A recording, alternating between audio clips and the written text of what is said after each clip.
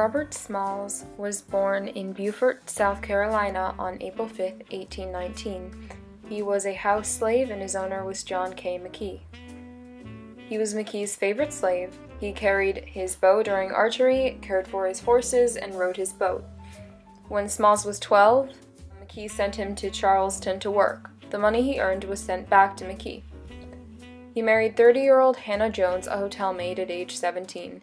They had a child in 1858 named Elizabeth Smalls. He worked as a waiter at the hotel she was at. Smalls finally negotiated at 18 to keep $15 a month from his salary in order to save up enough money to buy his wife and daughter from their owner for $800.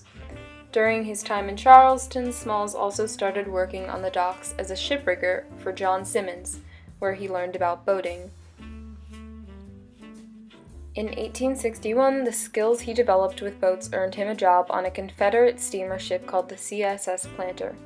He made $16 a month, 15 of which went back to McKee as per their deal, but he made extra money by moonlighting, working for merchants at night. By 1862, slaves aboard the Planter were planning a revolt. They chose Smalls as their leader. On May 13th, around 3:00 p.m., the white crew went on an unauthorized leave, and Smalls, with the help of 8 other African Americans, stole their ship. Then, disguised in the captain's hat, Smalls was able to bypass the guards and enter Fort Sumter.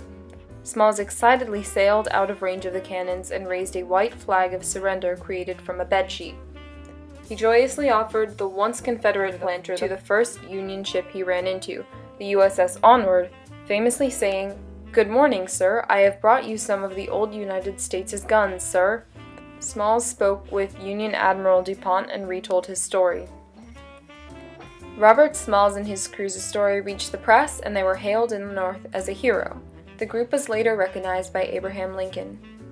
In the long term, Smalls' seizure provided evidence to the North that African Americans could make good soldiers.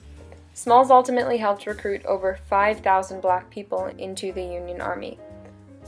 Smalls was also able to continue piloting the Planter, which was refitted as a U.S. Navy ship. After the Civil War, Robert Smalls returned to his home in South Carolina. He bought John McKee's old house and worked in the House of Representatives, starting in 1868, advocating causes like African American rights and redistribution of land. He notably witnessed and fought the Jim Crow laws.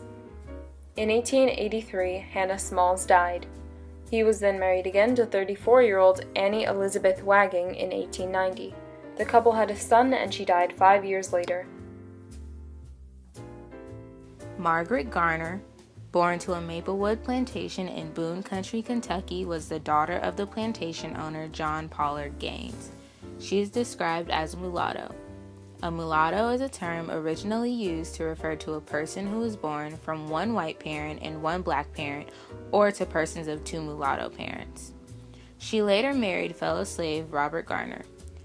Margaret and Robert escaped via stolen horses from the master and fled to Ohio to see Margaret's uncle Joe Kite, who was a former slave.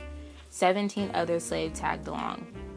Unfortunately, slave catchers and the U.S. Marshals found the Garners in Kite's home and surrounded them. In retaliation, Robert Garner shot at the Marshals and the slave catchers. Instead of letting her children return back to slavery, Margaret took it upon herself to kill her 2-year-old with a kitchen knife, and also planned to kill her other children and herself before being arrested. Her trial took 2 weeks, but typically, fugitive slave trials last a day or less. On the final day of trial, anti-slavery activist Lucy Stone took the stand and defended Margaret's actions.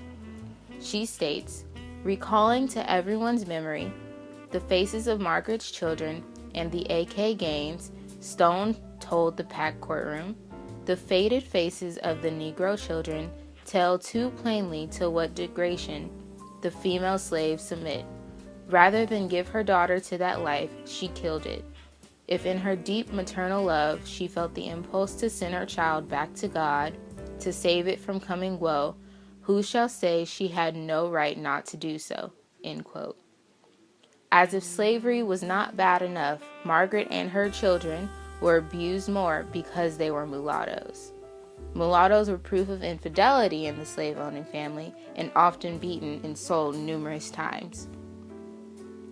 Margaret's actions were justified, and she was not immediately tried for murder, but she was forced to return to a slave state with her husband and their youngest daughter, who was only 9 months old. Ohio authorities got an extradition warrant for Garner to try for her murder, but they were unable to find her for the arrest. Archibald K. Gaines, her second owner and younger brother of John Gaines, kept moving her between cities in Kentucky. Ohio officials missed finding Garnet in Covington by just a few hours, missed getting her again in Frankfort, and finally caught up with her master in Louisville, only to discover that he had put the slaves on a boat headed for his brother's plantation in Arkansas.